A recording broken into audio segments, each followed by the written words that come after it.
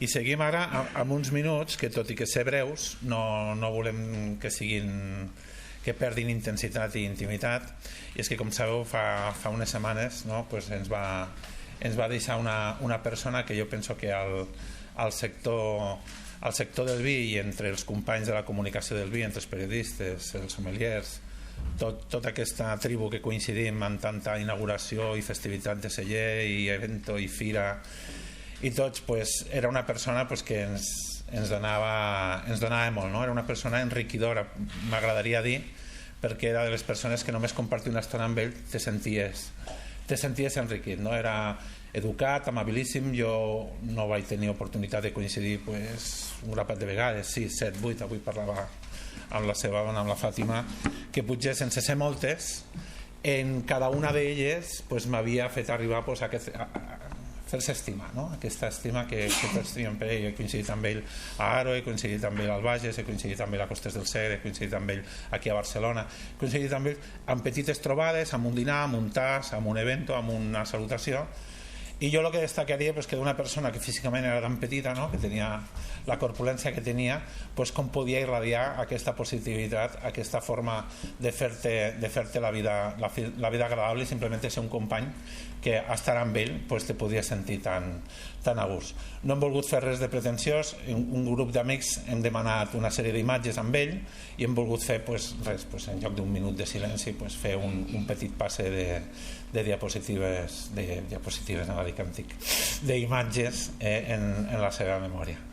Saludar també a Fàtima, moltes gràcies per acompanyar-nos, i us deixem ja amb aquest petit vídeo que hem preparat. Moltes gràcies.